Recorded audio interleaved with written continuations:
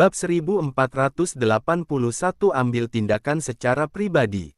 Sebenarnya, Kaisar mengira bahwa orang yang menyelamatkan Ibu Suri pasti sedang berdiri di hadapannya tadi.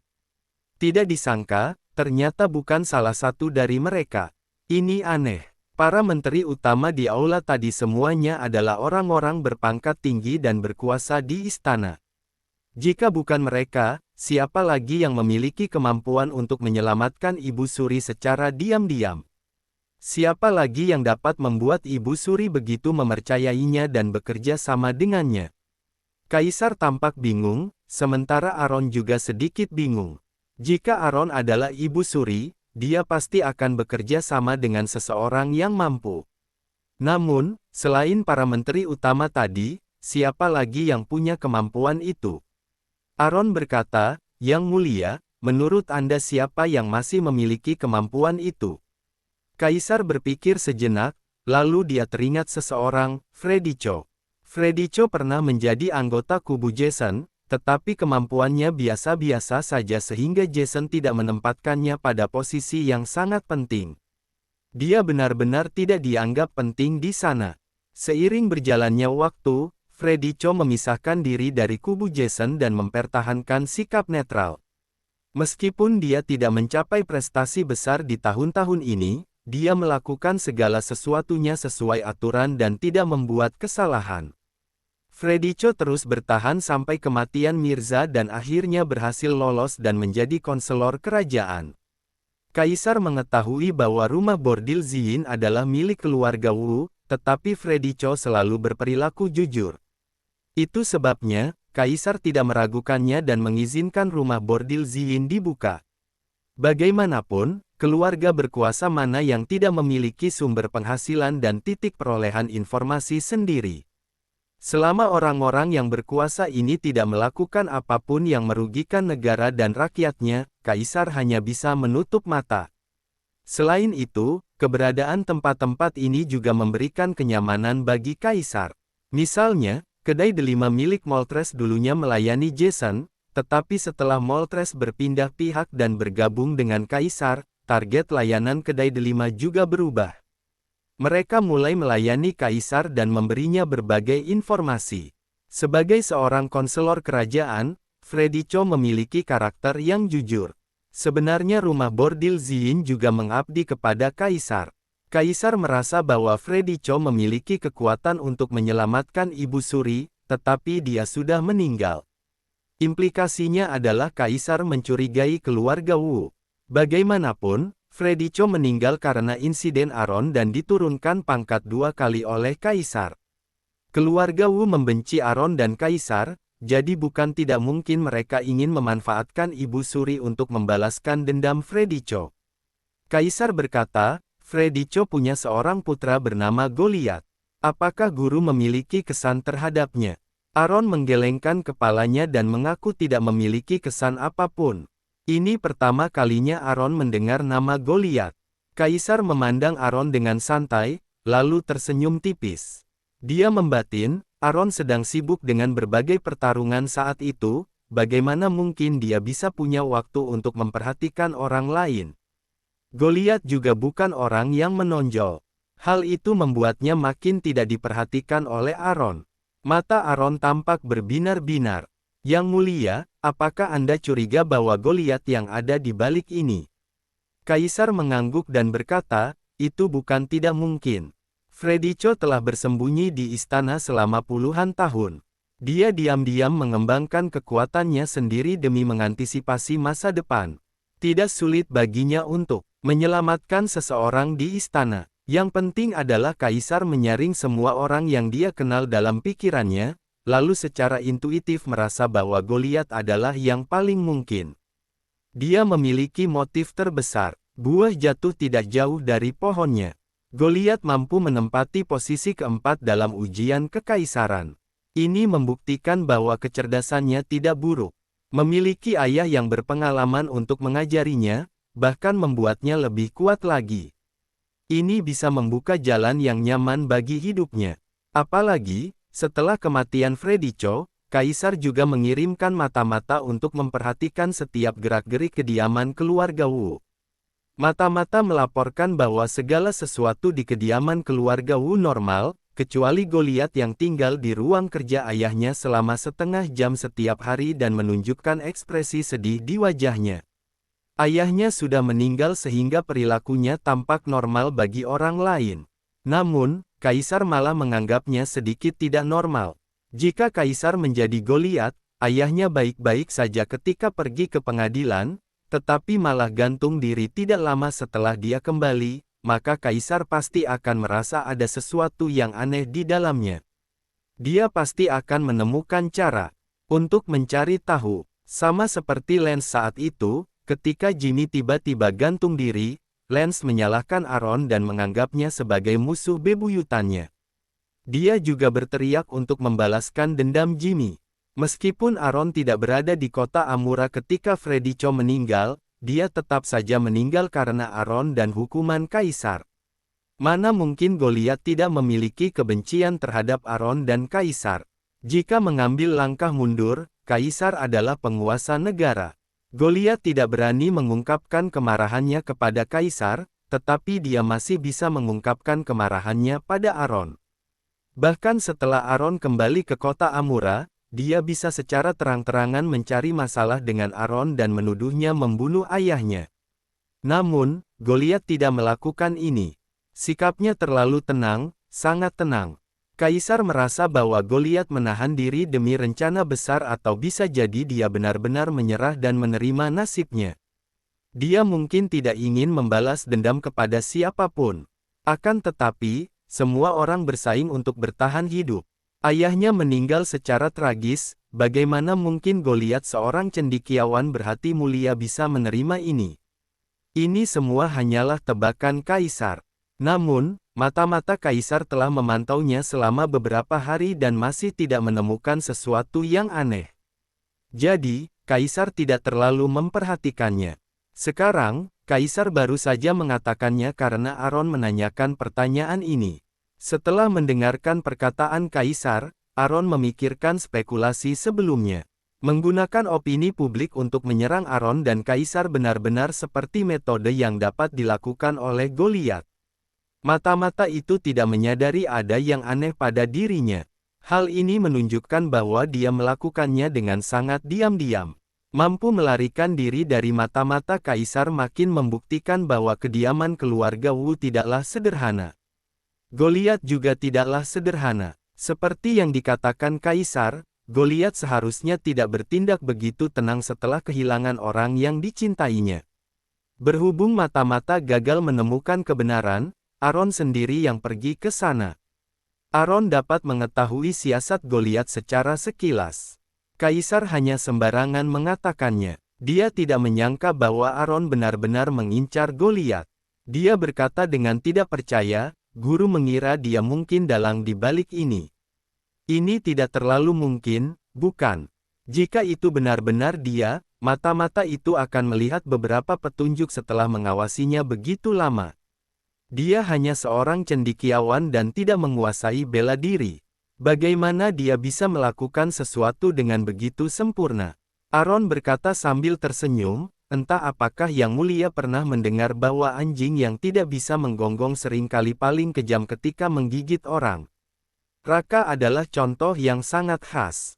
Siapa yang mengira bahwa Raka, seorang anak kecil, bisa memiliki pikiran jahat seperti itu dan memimpin orang untuk membantai kediaman keluarga Xiao? Seseorang tidak boleh mempunyai niat untuk merugikan orang lain, tetapi harus waspada selalu. Orang yang kelihatannya tidak berbahaya, tetapi begitu menyakiti orang, mungkin akan langsung membunuh pihak lain tanpa ampun. Mereka seharusnya belajar dari pelajaran ini dan tidak membiarkan siapapun lepas begitu saja.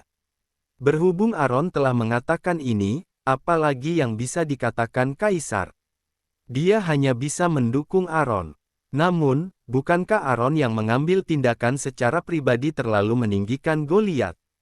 Aaron benar-benar tercengang dengan gagasan Kaisar. Sejak kapan Kaisar yang berjiwa tua itu bisa membuat lelucon? Aaron berkata dengan tenang, kalau benar-benar adalah Goliat, aku bisa mengetahui tujuannya lebih cepat, akurat, dan kejam.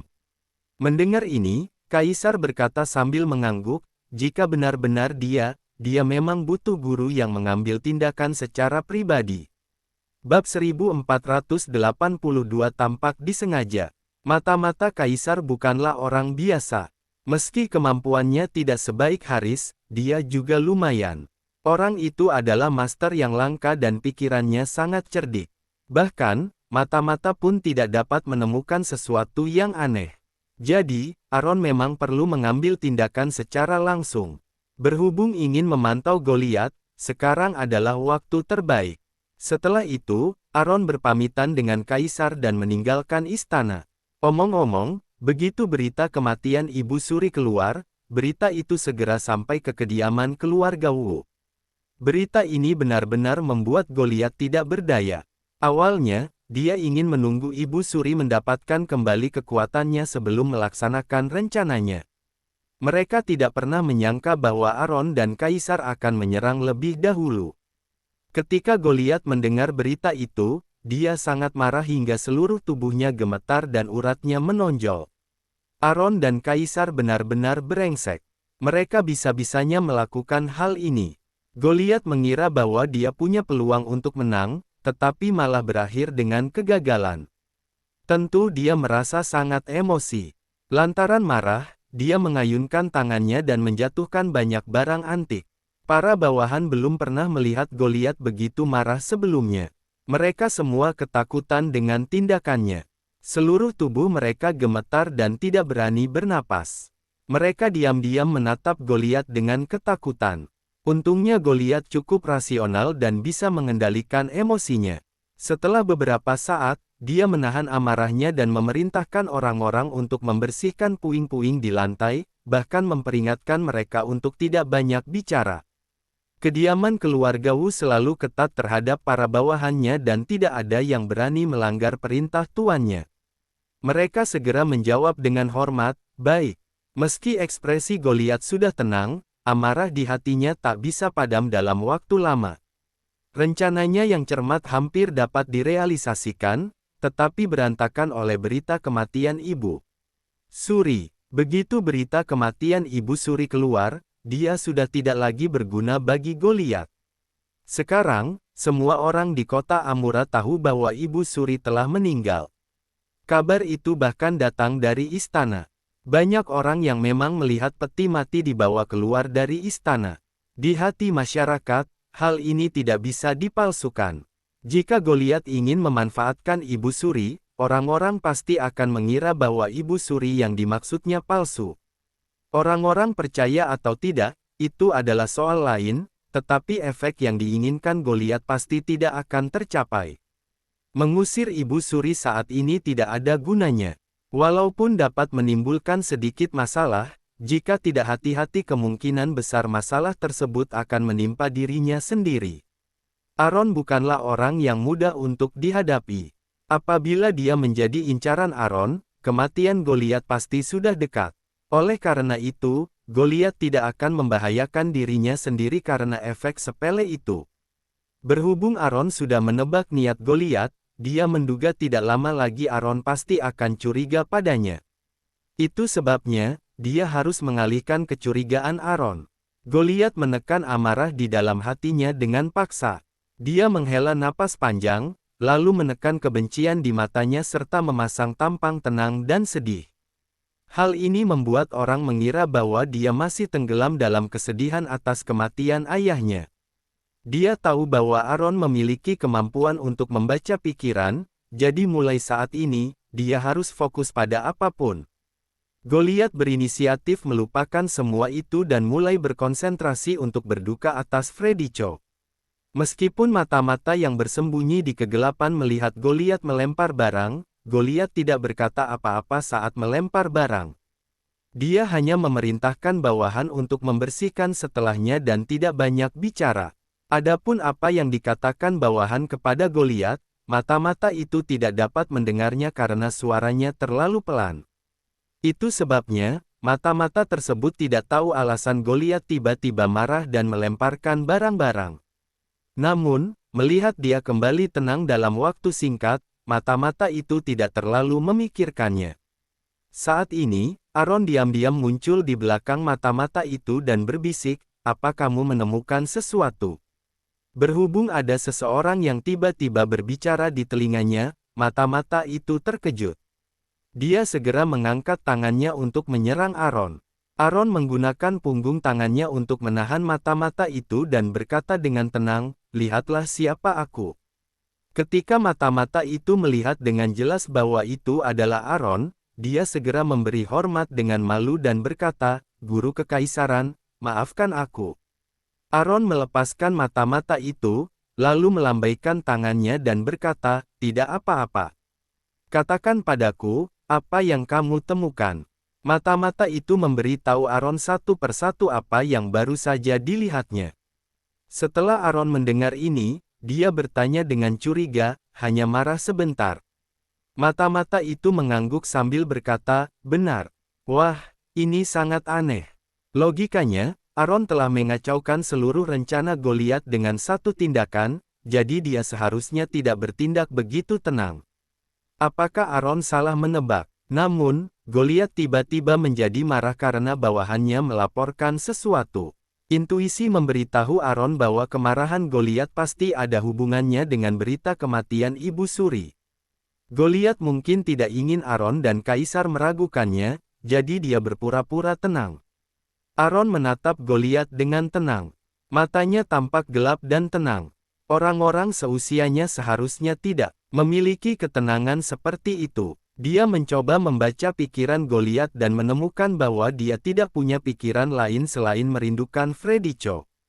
Di kediaman keluarga Wu yang besar, orang-orang keluar masuk setiap hari dan berita dari luar pasti masuk. Aron tidak percaya bahwa Goliat tidak tahu tentang kematian Ibu Suri. Ketika orang normal mengetahui bahwa Ibu Suri telah meninggal, mereka akan merasa sedikit sedih dan memikirkan sesuatu di dalam hatinya. Namun sebagai seorang pejabat, Goliat sepertinya tidak mengetahui hal tersebut. Di mata Aron, hal itu tampak terlalu disengaja. Oleh karena itu, Aron makin yakin bahwa Goliat merencanakan sesuatu di dalam hatinya. Dia mungkin benar-benar orang di balik penyelamatan Ibu Suri. Sekarang, karena ada kecurigaan di hatinya, Aron ingin mencari tahu. Sementara itu, rumah bordil Ziyin yang disebutkan oleh Kaisar juga harus diselidiki dengan cermat.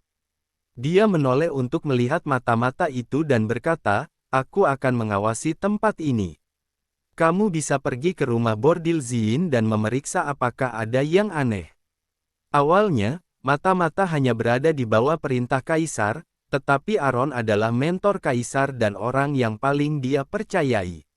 Oleh karena itu, mata-mata tersebut bergegas ke rumah bordil Ziyin tanpa mengucapkan sepatah kata pun. Di rumah bordil Ziyin, berhubung mendengar berita kematian Ibu Suri, pria yang menyelamatkan Ibu Suri segera pergi ke rumah bordil Ziyin dan memberitahu Ibu Suri tentang hal itu. Ibu Suri ditempatkan di ruangan terpencil. Dia kesulitan bergerak dan hanya bisa berbaring atau duduk di ranjang. Begitu mendengar berita itu, ekspresi Ibu Suri langsung menjadi suram. Ini sungguh tidak masuk akal. Dia baru saja meninggalkan istana, tetapi Kaisar langsung mengumumkan dia telah meninggal. Dia bisa-bisanya secara terbuka mengutuknya. Tidak perlu diragukan lagi, ini pasti ide buruk Aron. Di seluruh dunia, hanya orang seperti Aron yang tidak mengikuti aturan dan bisa memikirkan metode seperti itu. Aron dan Kaisar ingin menggunakan metode ini untuk membuat Ibu Suri sama sekali tidak berharga. Sekalipun dia belum mati, semua orang tahu bahwa dia sudah mati. Jika dia muncul di hadapan semua orang lagi, semua orang tidak akan peduli, mendengarkan kata-katanya, dan mengenalinya sebagai Ibu Suri. Bagaimanapun, hidup dan mati adalah masalah serius. Tidak ada yang akan bercanda tentang kematian, apalagi keluarga kekaisaran. Berita kematiannya datang dari istana dan tidak mungkin salah. Awalnya, jika tidak ada kabar kematian, Ibu Suri hanya perlu berdiri di depan orang banyak, maka mereka yang akan mempercayainya. Sekarang, begitu berita ini keluar, Ibu Suri tidak memiliki apapun untuk membuktikan identitasnya. Sangat sulit bagi orang untuk percaya bahwa dialah Ibu Suri yang sebenarnya. Bab 1483 Mulus. Ibu Suri tidak akan melakukan apapun yang dia tidak yakin. Oleh karena itu, begitu berita ini keluar, tidak peduli apa yang ingin dilakukan Ibu Suri, dia hanya bisa diam. Mulai sekarang, jika ingin bertahan hidup, dia hanya bisa menggunakan identitas lain. Adapun berapa lama dia bisa bertahan, itu tergantung berapa lama dia bisa bersembunyi dari Aron dan Kaisar. Dengan kata lain, Aron dan Kaisar telah menghalangi jalan Ibu Suri. Apabila ingin hidup, dia hanya bisa hidup dalam kegelapan. Seseorang mungkin tidak bisa bertahan lama dalam kegelapan. Tindakan Aron benar-benar merugikannya. Keluarga Xiao telah setia dan jujur selama beberapa generasi, lantas bagaimana? Mereka bisa melahirkan keturunan sesat seperti Aron. Ini sungguh menjengkelkan. Ibu Suri yang agung berakhir dalam situasi seperti itu karena Aron melakukan segala sesuatu di luar ekspektasinya. Ibu Suri sangat marah, tetapi dia tidak bisa bergerak dengan mudah. Dia ingin memecahkan sesuatu untuk melampiaskan amarahnya, tetapi dia bahkan tidak bisa bangun dari ranjang. Dia benar-benar emosi. Jika tahu akibatnya akan seperti ini, Ibu Suri lebih memilih tinggal di dalam sumur. Tidak peduli berapa lama bisa hidup, setidaknya dia bisa hidup sebagai Ibu Suri. Sekarang, yang bisa dia lakukan hanyalah bersembunyi.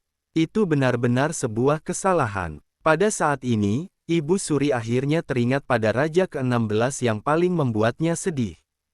Bajingan itu sungguh tidak berperasaan. Ibu Suri sudah lama berada dalam masalah, tetapi dia tidak pernah mengunjunginya sekalipun. Sia-sia Ibu Suri telah menyayanginya selama ini. Yang paling membuat Ibu Suri marah adalah bajingan ini malah bergaul dengan Aron. Dia lebih peduli pada Aron daripada ibunya sendiri. Orang yang tidak tahu mungkin akan mengira bahwa Aron adalah ibunya. Bocah ini sungguh menyebalkan. Namun, Yoki adalah putra kesayangan Ibu Suri. Apapun yang dilakukannya, Ibu Suri tetap lebih menyayangi dia di dalam hatinya. Terlebih lagi, Ibu Suri telah putus hubungan dengan Kaisar. Masa depannya hanya dapat bergantung pada Yoki. Terus terang, Yoki adalah harapannya. Hingga saat ini Ibu Suri masih belum mengetahui bahwa Yoki bukan lagi anaknya. Dia sudah menjadi leluhur pedang yang mampu membuat seluruh Kunlun gemetar. Selain itu, leluhur pedang juga mengakui Aron sebagai tuannya. Jika dia ingin leluhur pedang menjadi sandarannya, biarkan dia bermimpi saja. Ibu Suri yang tidak tahu apa-apa menahan amarahnya dan bertanya kepada orang itu, "Tuan, aku ingin bertanya, apa kamu kenal Raja ke-16? Di seluruh dinasti Naemu, tidak ada yang tahu bahwa Ibu Suri paling mencintai Raja ke-16. Lantaran menyebut Raja ke-16 kali ini, tidak perlu dipikirkan pun tahu bahwa Ibu Suri berencana ingin meminta Raja ke-16 datang menyelamatkannya. Sayangnya, Ibu Suri terlalu lama berendam di sumur itu. Dia tidak tahu bahwa dunia luar sudah lama berubah. Orang itu memandang Ibu Suri dengan penuh simpati. Berhubung dia pernah menjadi Ibu Suri berpangkat tinggi dan memanggilnya dengan sebutan Tuan, dia berkata dengan ringan, "Tentu saja aku kenal.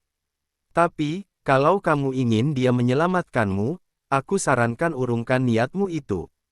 Ibu Suri memandangnya dengan wajah bingung. "Kenapa kamu mengatakan itu?" Orang itu membawa bangku dengan santai. Dia duduk menghadap Ibu Suri dan berkata, "Ibu Suri tidak tahu apa-apa. Raja ke-16 adalah leluhur pedang. Dia telah mengakui Aron sebagai tuannya. Dia seperti saudara Aron sekarang. Dia sudah tinggal di kediaman keluarga Xiao dengan nyaman, bagaimana mungkin masih bisa mengingat ibunya?" Ketika Ibu Suri mendengar ini, dia merasa pusing. Penglihatannya tiba-tiba menjadi gelap, lalu dia terjatuh di ranjang. Dia jatuh pingsan. Dia tidak tahan dengan pukulan itu. Omong kosong, itu terlalu tidak masuk akal. Berhubung dia adalah leluhur pedang, dia seharusnya menyelamatkan Ibu Suri dari sumur sedini mungkin. Ibu Suri mengetahui kemampuan leluhur pedang. Dengan kemampuan seperti itu, dia bisa-bisanya mengakui Aron sebagai tuannya. Dia bahkan tidak mengenali ibunya lagi. Ibu Suri sangat mencintainya, tetapi di dalam hati Yoki, dia bahkan tidak sebanding dengan Aron. Kesehatan Ibu Suri memang buruk. Dia sangat marah hingga jatuh pingsan. Hal ini mengagetkan orang tersebut. Namun, dia tidak memanggil tabib untuk memeriksanya. Orang ini lebih tepatnya bukan bawahan Goliat, melainkan guru Goliat. Goliat bisa begitu cerdik di usia muda berkat bimbingannya. Dengan kata lain, dia jauh lebih cerdas daripada Goliat. Pada titik ini, dia juga tahu bahwa Ibu Suri telah kehilangan nilai guna. Hidup atau matinya lebih baik diserahkan pada takdir. Tidak membuangnya langsung ke jalan sudah merupakan tindakan kebaikan. Dia memandang Ibu Suri dengan tatapan samar, lalu berdiri dan pergi. Orang ini telah mempelajari Aron dengan sangat baik.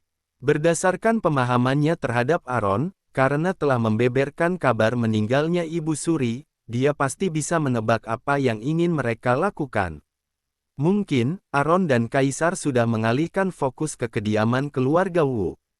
Demi keamanan, lebih baik dia tidak kembali ke kediaman keluarga Wu saat ini. Dia sama sekali tidak menyadari bahwa pada saat ini, bayangan terbang dengan ringan melewati atap rumah bordil Ziyin, lalu melompat dan mendarat dengan ringan di halaman yang tidak ada siapa-siapa. Orang yang datang tidak lain adalah mata-mata Kaisar. Sementara itu, Aron menatap Goliat tanpa berkedip di kediaman keluarga Wu. Goliat juga sangat tenang. Dia bisa-bisanya membaca buku dengan tenang. Untuk waktu yang lama, Goliat bahkan tidak mendongak, seolah-olah asyik membaca buku. Selama periode ini, tidak ada seorang pun yang datang mengganggunya. Aron tidak melihat sesuatu yang aneh. Namun, makin normal perilaku Goliat, makin Aron merasa dirinya tidak normal. Dia pun makin mencurigainya. Kalaupun Goliat tidak mengekspos apa-apa, setelah perjalanan ini, Aron menyimpulkan bahwa orang di balik layar adalah Goliat. Tidak peduli betapa mulus dia menyembunyikannya, itu tidak masalah bagi Aron. Dia punya banyak cara untuk membuatnya gagal dan beberapa cara untuk membuatnya menunjukkan watak aslinya. Setelah menatap begitu lama dan menemukan bukti, Aron berhenti membuang-buang waktu di sini. Dia berubah menjadi kepulan angin dan meninggalkan kediaman keluarga Wu. Setelah meninggalkan kediaman keluarga Wu, Aron tidak kembali ke kediaman keluarga Xiao atau memasuki istana, melainkan langsung menuju rumah bordil Ziyin. Dari kejauhan, Aron mendengar musik dan nyanyian manis dari rumah bordil Ziyin. Saat dia makin dekat, tawa menggoda wanita itu perlahan menjadi lebih jelas. Kemudian, aroma minyak rambut dan bedak murahan tercium. Aron langsung menutup hidungnya. Sejujurnya, bau ini lebih enak daripada bau dari kedai delima dan penginapan Sirine, tetapi Aron pada dasarnya sangat tahan terhadap bau ini. Dia tidak menyukai bau yang menyengat, bahkan dupa sekalipun. Dia hanya menyukai aroma samar pada putri. Di seluruh kota Amura, 90% orang mengenal Aron. Aron tidak datang ke tempat ini untuk bersenang-senang, jadi tentu saja dia tidak bisa akan secara terang-terangan melalui gerbang. Dia mendarat dengan ringan di atap, lalu berjalan dengan tenang sambil mendengarkan apa yang terjadi di bawah. Di mana ada pergerakan, gadis-gadis dari rumah bordil Ziyin sedang sibuk melayani pelanggan, jadi tidak ada yang mencurigakan. Hanya ruangan tanpa pergerakan yang layak untuk diperiksa. Ya, Aron curiga bahwa Ibu Suri bersembunyi di rumah bordil Ziyin. Tempat paling berbahaya adalah tempat teraman. Di bawah atap, mata-mata Kaisar hampir sinkron dengan Aron. Satunya di atas dan satunya di bawah, mereka mendekati ruangan tempat Ibu Suri bersembunyi. Pada saat ini, Guru Goliat lagi-lagi muncul dan menemukan mata-mata itu. Dia mendengus dingin sebelum bertanya, "Siapa?" Bab 1484 Serangan Tersembunyi. Gawat, ketahuan. Mata-mata itu segera berjungkir balik keluar dari koridor dan menuju atap. Pada saat yang sama, Aron juga mendengar suara gurunya Goliat dan buru-buru bersembunyi. Berhubung melihat mata-mata itu melarikan diri, dia tentu saja tidak akan membiarkannya pergi. Dia melompat dan mengikutinya ke atap. Dia sangat mengenal rumah bordil Ziyin. Dengan keuntungan ini, dia segera mencegat mata-mata itu. Kini, keduanya saling berhadapan dan saling melotot dengan marah. Suasana tiba-tiba menjadi tegang. Seiring terdengarnya suara, pedang mata-mata itu terhunus dan memancarkan cahaya dingin. Guru Goliat enggan mengalah.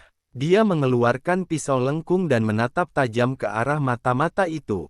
Dibandingkan dengan pedang, pisau lengkung memiliki kelebihan dalam pertarungan jarak dekat dan dapat digunakan secara fleksibel. Aaron yang juga menggunakan pisau, paling mengetahui manfaat pisau lengkung itu. Terlebih lagi, Aaron merasakan kekuatan internal orang tersebut yang tidak kalah dari mata-mata. Oleh karena itu, jika terjadi perkelahian, mata-mata tersebut mungkin tidak dapat melarikan diri dengan lancar. Pada saat Aaron mengkhawatirkan mata-mata itu, pedang dan pisau mereka bertabrakan. Keduanya mulai bertarung. Kebetulan, Aaron bisa melihat betapa kuatnya orang itu. Klang, cahaya pisau dan bayangan pedang berimbang. Genting di bawah kaki justru lebih malang. Ah, pengawal, apa yang terjadi? Kenapa ada begitu banyak genting yang jatuh? Gerakan tiba-tiba ini mengejutkan para gadis dan pelanggan rumah bordil Ziyin. Mereka segera mengenakan pakaian dan buru-buru melarikan diri sambil mengenakan pakaian.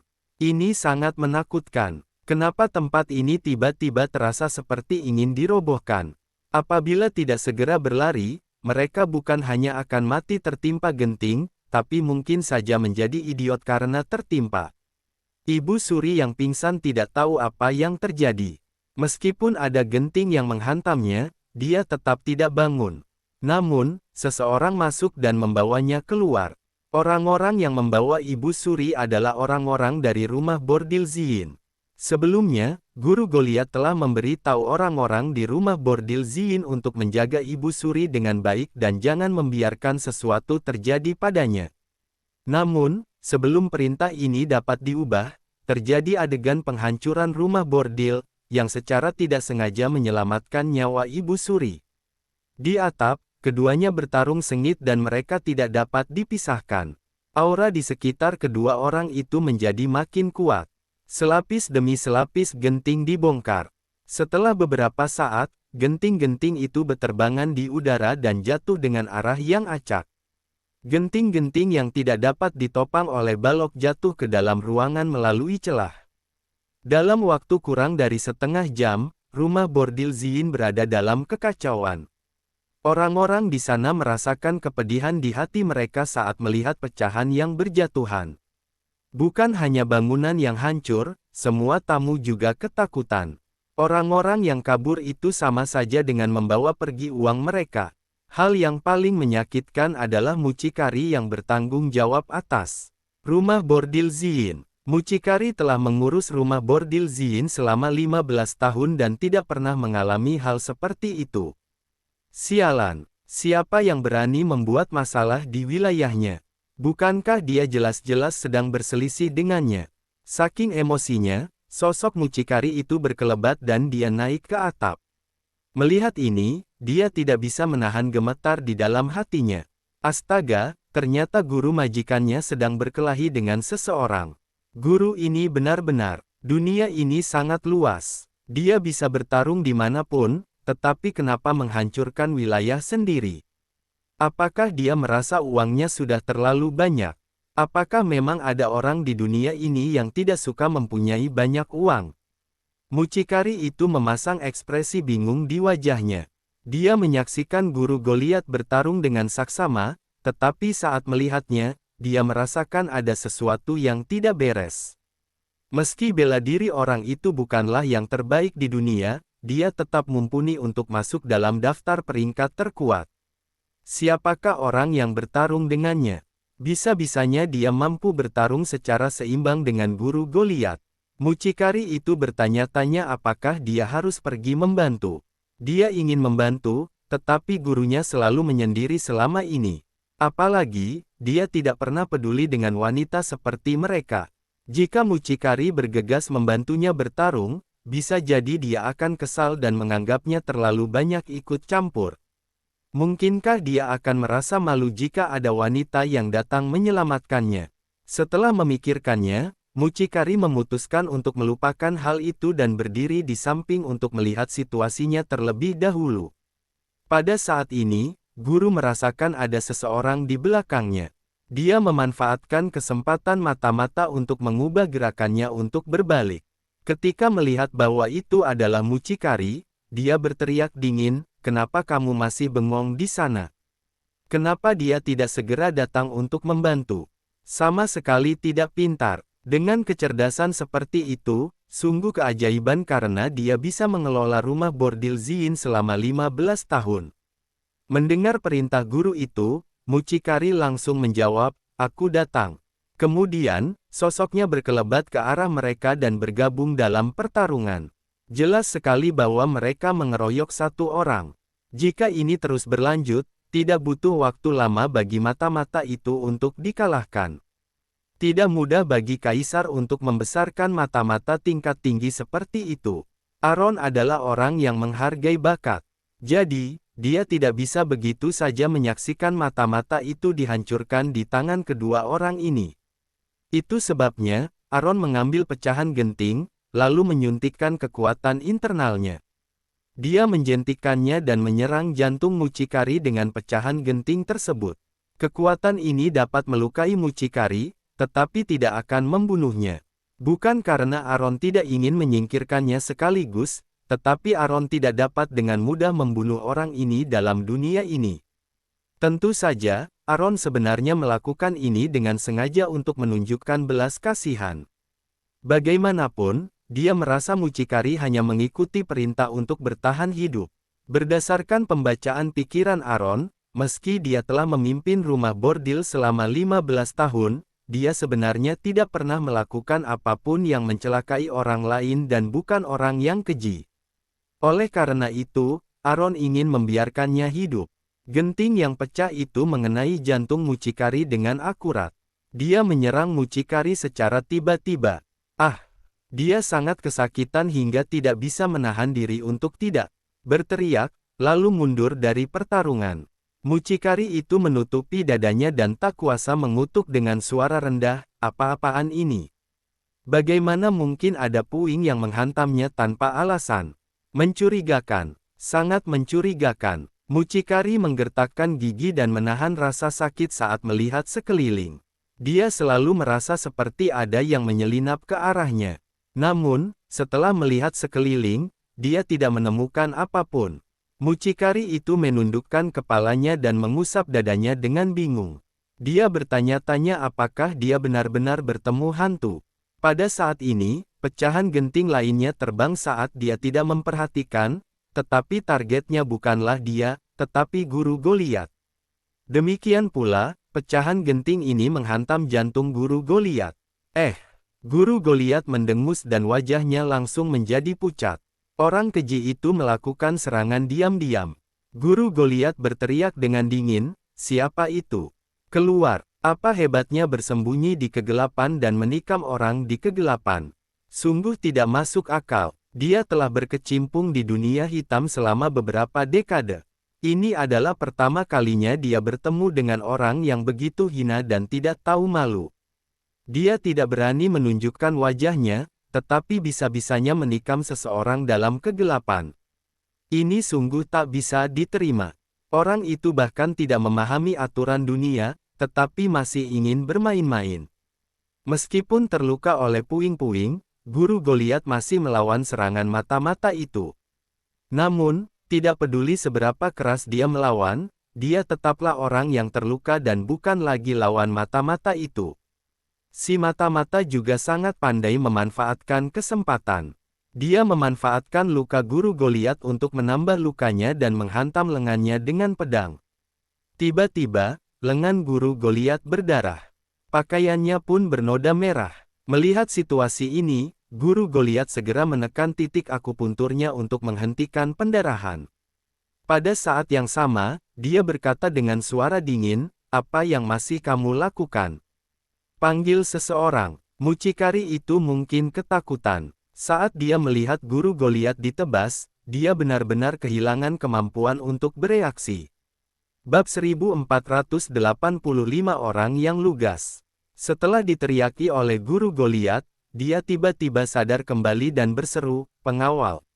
Sungguh memalukan karena ditindas hingga seperti ini di wilayah sendiri. Jika masalah ini menyebar, bagaimana rumah bordil Ziyin bisa mendapatkan pijakan di kota Amura lagi di masa depan? Mata-mata itu mungkin sudah memiliki dugaan. Dia tahu ada seseorang yang membantunya. Orang ini pasti adalah Aaron. Namun, Aaron tidak pernah muncul. Hal ini menunjukkan bahwa dia tidak ingin berkonfrontasi dengan orang-orang di rumah bordil Ziyin, juga tidak ingin mengungkapkan identitasnya. Mata-mata itu awalnya tidak ingin berkelahi dengan orang-orang di rumah bordil Ziyin, jadi dia tidak punya pilihan selain melakukan perlawanan. Sekarang, semua orang di rumah bordil Ziyin terluka. Ini adalah kesempatan besar bagi mata-mata untuk melarikan diri. Jika tidak pergi sekarang, pasti akan terjadi pertarungan sengit saat bala bantuan dari rumah bordil Ziyin tiba. Sebenarnya tidak ada gunanya pertarungan ini. Dia segera pergi. Sosok mata-mata itu berkelebat dan menghilang dari pandangan guru Goliat dan mucikari. Pada saat ini, bala bantuan dari rumah bordil Ziyin muncul dengan tergesa-gesa. Mereka memegang pedang panjang di tangan. Mereka berdiri di depan guru Goliat dan mucikari dengan ekspresi penuh niat membunuh. Namun, kecuali dua orang ini, tidak ada orang lain di sana. Salah satu dari mereka memandang mucikari dengan bingung dan bertanya, "Pengurus, kenapa kami datang?" Para preman tahu bahwa mucikari dan guru Goliat terluka. Dia tahu bahwa mucikari memanggil mereka ke sini untuk bertarung. Namun, mereka terus berada di rumah bordil Ziyin dan bergegas segera setelah menerima perintah mucikari. Mereka datang dalam sekejap, tetapi tidak ada satupun musuh yang terlihat. Apa yang perlu dipertarungkan? Orangnya telah melarikan diri. Untuk apa meminta mereka datang? Preman hanyalah preman. Dia hanya memiliki seni bela diri yang hebat, tetapi otaknya tidak fleksibel. Dia mengira orang-orang yang menyakiti guru Goliat dan mucikari telah melarikan diri ketika mereka dipanggil. Mereka tidak menyangka bahwa mata-mata itu baru melarikan diri setelah mucikari memanggil mereka. Itu sebabnya, dia merasa tidak ada gunanya memanggil mereka setelah musuh telah melarikan diri. Orangnya bahkan sudah melarikan diri, tidak akan bisa dikejar lagi. Dihadapkan pada pertanyaan preman tersebut, mucikari tidak tahu bagaimana menjawabnya, terutama karena preman tersebut bertanya tanpa berpikir panjang. Pertanyaan apa yang dilontarkannya itu? Mereka tentu dipanggil untuk membantu dalam pertarungan. Mungkinkah mereka disuruh berjemur di bawah sinar matahari dan mengisi kembali kalsium? Sejujurnya, Aaron yang bersembunyi di kegelapan tidak bisa menahan tawa dalam hati ketika mendengar kata-kata preman itu. Rumah bordil Ziyin bisa-bisanya rela mengeluarkan uang untuk menghidupi seseorang dengan otak sederhana seperti itu. Meski kemampuan bela diri preman ini memang bagus, otaknya kurang fleksibel. Begitu ada hal-hal yang mendesak, jika tidak memiliki otak yang cerdas dan tidak tahu bagaimana menjadi fleksibel, apa gunanya pandai dalam bertarung? Dalam hal mempekerjakan orang, rumah bordil Ziyin benar-benar gagal. Namun, pemikiran Goliat justru bertolak belakang dengan Aaron. Orang sederhana mudah dikendalikan, mudah diatur, dan setia. Orang yang berpikiran sederhana tidak memiliki banyak energi dan tidak akan mengincar hal lain. Orang-orang seperti mereka jauh lebih bisa diandalkan. Namun, sebagai bos mereka, mucikari sering kali dibuat emosi hingga muncul beberapa uban di kepalanya. Dia pernah diam-diam memberi isyarat kepada Goliat bahwa dia ingin menggantikan sekelompok preman dengan otak yang lebih fleksibel, tetapi Goliat berpura-pura tidak mengerti atau hanya berpura-pura tidak mendengar dan mengabaikannya. Seiring berjalannya waktu, mucikari akhirnya memahami pikiran Goliat dan menyadari bahwa dia sama sekali tidak ingin mengganti para premannya. Lantaran bos tidak memiliki niat ini, mucikari tidak lagi gigih. Sekarang, ketika mereka datang dan menanyakan pertanyaan konyol seperti itu, mucikari yang terluka itu terlalu marah untuk memperhatikan mereka. Dia berucap dengan suara dingin, "Itu bukan urusanmu, turunlah." Setelah para preman mendengar ini, mereka semua turun ke bawah. Mucikari itu tidak bisa menahan diri untuk tidak mengeluh, "Guru, kamu juga telah melihatnya. Katakan padaku, dengan kecerdasan mereka, bisakah mereka diandalkan?" Guru yang disebutkan oleh mucikari adalah guru Goliat. Dia bukan hanya guru Goliat Wu, tapi juga guru di seluruh kediaman keluarga Wu. Suara mucikari itu menarik perhatian Aaron. Ternyata orang tersebut adalah guru di kediaman keluarga Wu. Guru itu memang mengkhawatirkan kecerdasan para preman, tetapi dia tidak melakukan apa-apa. Goliat bertekad untuk menggunakan orang seperti itu dan dia tidak bisa menghalanginya. Mendengar hal itu, mucikari tampak lesu. Dia putus asa, sungguh putus asa. Meski premannya hanya sedikit pintar, ketika mendengar suara keras di atap, mereka akan datang sendiri tanpa perlu disuruh mucikari. Mereka justru sebaliknya. Kalau mucikari tidak memberi perintah, mereka tidak akan datang. Apabila setelah naik mereka bisa langsung mengejar si mata-mata, mucikari mungkin akan merasa lega. Namun, mereka malah hanya diam saja. Semua yang mereka lakukan harus diperintahkan oleh mucikari. Untungnya, hal seperti itu baru pertama kali terjadi dalam 15 tahun terakhir.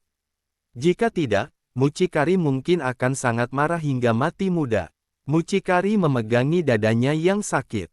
Dia menatap ke langit dan bertanya dalam hatinya, "Alam semesta, kenapa mengutus orang-orang ini untuk menyiksaku?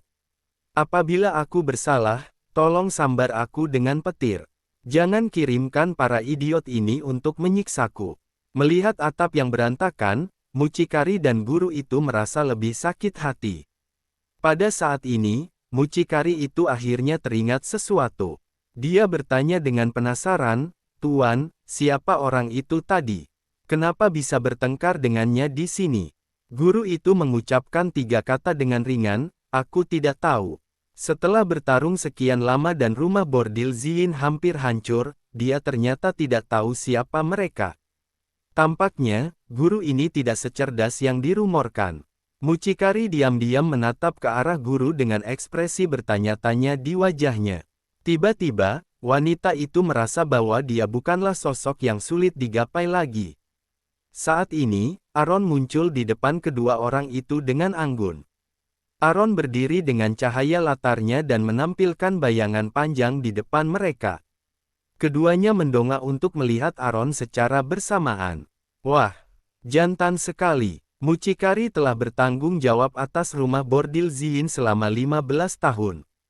Dia telah melihat banyak pria dengan kualitas berbeda, tetapi dia belum pernah melihat pria setinggi, tampan, dan memesona seperti Aaron. Melihatnya saja, dia sudah dikejutkan oleh aura di tubuhnya. Meskipun mucikari secara alami takut pada Aaron, dia tak kuasa mengagumi parasnya.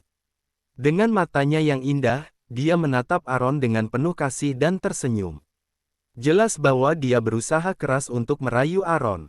Namun, Aaron bahkan tidak meliriknya. Dia menatap guru itu dengan tak acuh dan berkata dengan suara tenang, "Guru dari kediaman keluarga Wu. Senang bertemu denganmu." Ini adalah pertama kalinya Aaron bertemu dengan sang guru, tetapi ini bukan pertama kalinya guru itu bertemu dengan Aaron. Dia mengenali Aaron. Untuk sesaat, ada kilatan kepanikan di matanya.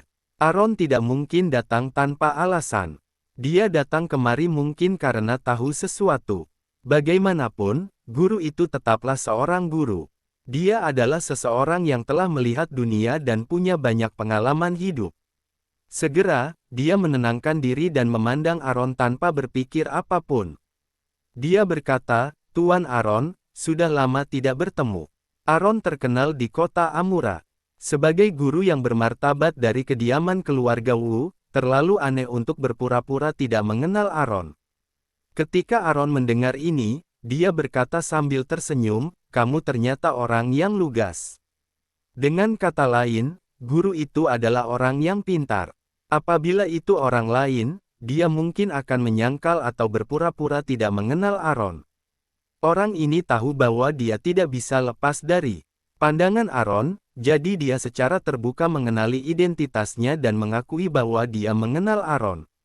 Berhubung dia tahu bahwa Aaron dapat menemukan tempat ini dan mengatakan hal seperti itu membuktikan bahwa dia mengetahui sesuatu. Bab 1486 Mencari masalah sendiri. Di hadapan orang yang tahu segalanya, menutup-nutupi tidak ada manfaatnya. Justru, seseorang akan terlihat sok pintar. Guru itu berkata sambil tersenyum, kalau boleh tahu, kenapa Tuan Aaron muncul di sini?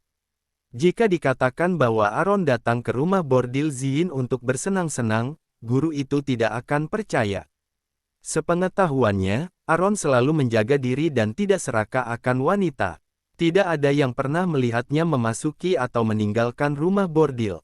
Dengan kata lain, meski temperamen Aaron berubah dan hendak mencari gadis di rumah bordil Ziyin, dia tetap tidak akan mengambil jalan ini. Siapa yang akan memilih berjalan di atas atap dibandingkan lewat jalur biasa? Terlebih lagi, Aaron muncul pada momen ini. Sulit bagi siapapun untuk tidak curiga karena dia muncul tepat pada saat ini. Guru itu bahkan curiga bahwa Aaron dan pria tadi merupakan rekan. Mungkin Aaron yang diam-diam menyerang guru dan mucikari. Saat mendengar pikiran guru itu, Aaron berkata sambil tersenyum, aku baru saja mengikuti seorang pencuri ke sini, tapi tidak disangka akan bertemu denganmu secara kebetulan. Berhubung mereka tidak percaya bahwa Aaron hanya sedang lewat, dia akan bersikeras mengatakan bahwa dia memang sedang lewat. Percaya atau tidak, terserah pada mereka. Namun, guru ini benar-benar hebat. Dia begitu tenang saat bertemu dengan Aaron, tidak panik atau khawatir. Dia bahkan mampu tersenyum. Orang ini memiliki kualitas psikologis yang sangat baik. Guru itu tampak penasaran dan berkata, oh, jadi, apa Tuan Aaron berhasil menangkap pencuri itu? Setelah mengatakan itu, mata tajam guru itu bergerak ke sekeliling tubuh Aaron tanpa meninggalkan jejak. Dia mencoba membongkar kebohongan Aaron. Aaron tidak mengalihkan pandangan. Dia berkata dengan tenang, tidak. Lihatlah, aku datang dengan tangan kosong. Sejujurnya, aku kehilangan pencuri itu. Guru itu mengikuti kata-kata Aaron dan berkata, aku dengar Tuan Aaron sangat kuat. Siapapun yang bisa melarikan diri darimu pasti bukan orang biasa. Tuan Aaron, harap berhati-hati. Setiap kata dipenuhi dengan kepedulian terhadap Aaron. Sejujurnya, guru itu sedang menyindir Aaron, bukannya kamu cukup hebat. Kenapa bisa kehilangan orang? Guru itu juga tahu bahwa Aaron bisa membaca pikiran, jadi dia sengaja menunjukkan pikirannya. Dia hanya ingin mengejek Aaron. Tidak peduli apakah kematian Freddy Cho terkait dengan Aaron atau tidak, keluarga Wu dan keluarga Xiao memang musuh. Mereka tidak dapat hidup berdampingan secara damai. Lantaran bertemu Aaron di sini, baik dia datang ke sini dengan sengaja atau benar-benar hanya lewat, mereka tetaplah musuh. Saat musuh bertemu, wajar jika saling melontarkan hinaan dan fitnah. Terlebih lagi, Aaron pasti sangat tahu kejadian di kota Amura. Freddy Cho berulang kali melawan Aaron di istana. Aaron pasti sudah mengetahui hal ini. Kalaupun Freddy Cho belum mati, keluarga Wu dan keluarga Xiao memang tidak bisa bersahabat. Terlebih lagi, Freddy Cho benar-benar sudah mati karena Aaron. Namun, guru itu tidak menyebutkan atau memikirkan hal lain di depan Aaron sehingga mustahil bagi Aaron untuk mendapatkan informasi lain darinya.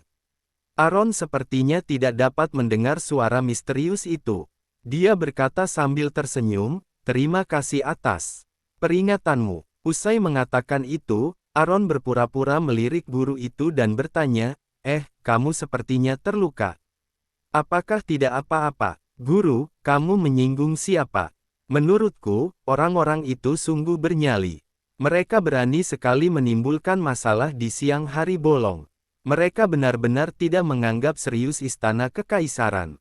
Implikasinya adalah jika ada musuh yang begitu berani, guru itu dan kediaman keluarga Wu harus berpikir dua kali sebelum mengambil tindakan dan sangat berhati-hati. Jika tidak, mereka mungkin mendatangkan masalah tanpa menyadarinya. Padahal, Mereka mengetahui siapa Aaron, tetapi masih berani mengincarnya. Mereka ini sungguh pikun. Kali ini, mucikari yang terpesona akhirnya menyadari bahwa pria di hadapannya ini adalah Aaron. Meski dia adalah seorang pelacur dan pengurus rumah bordil Ziyin, dia tahu bahwa keluarga Wu dan keluarga Xiao berseteru. Freddy Cho terus melawan Aaron. Freddy Cho diturunkan jabatannya pada saat itu sehingga semua orang di kota Amura mengetahui masalah ini. Namun, wajar jika pejabat istana dipromosikan atau diturunkan jabatannya. Ini bukanlah hal baru. Orang-orang di kota hanya mendengarnya, tetapi tidak terlalu memperhatikannya. Namun, masalah ini berkaitan dengan tuannya. Jadi, mucikari itu memberikan perhatian khusus. Setelah diselidiki, dia akhirnya mengetahui alasan Freddy Cho diturunkan pangkatnya. Berhubung posisinya mengharuskannya, mucikari itu pun ikut dendam terhadap Aaron. Tak disangka, dia adalah Aaron. Beraninya dia tampil di hadapannya dan guru. Setelah mengetahui identitas Aaron, tatapan mucikari berubah total saat dia melihat ke arah Aaron. Ada kebencian di matanya. Aaron sama sekali tidak menganggapnya penting. Tidak peduli bagaimana dia memelototi Aaron, pria itu pura-pura tidak melihatnya. Hal ini membuat amarah mucikari makin membeludak. Dia berkata dengan marah, "Aaron, apa yang kamu lakukan di sini? Kamu tidak diterima di sini." Jika bukan karena dia tidak terluka dan tidak bisa menggunakan kekuatannya, mucikari itu bahkan ingin membunuh Aaron. Dia berada di tengah kerumunan dan fokus memperhatikan. Dia tentu memahami arti di balik kata-kata Aaron. Pria itu tengah memperingatkan guru. Itu artinya dia sedang memperingatkan keluarga Wu. Guru itu takut bahwa mucikari akan melakukan sesuatu yang buruk, jadi dia segera menghentikannya sambil berkata, "Hei, jangan bersikap kasar." Mucikari itu hanya diam dan menatap Aaron dengan tatapan marah. Dia ingin sekali melukai Aaron. Bagaimana mungkin guru tidak memahami maksud kata-kata Aaron? Namun, kata-kata Aaron bukanlah lelucon, melainkan pengingat baginya. Aaron mengingatkan guru bahwa jika keluarga Wu berani menimbulkan masalah di bawah pengawasan Aaron dan Kaisar, mereka akan mendapat masalah. Hal ini juga menunjukkan bahwa Aaron dan Kaisar memang mulai meragukan keluarga Wu. Namun, yang tidak bisa dipahami oleh guru adalah kenapa Aaron mengatakan hal seperti itu. Apa dia tidak takut keluarga Wu akan lebih waspada dan mempersulit mereka untuk mendapatkan bukti?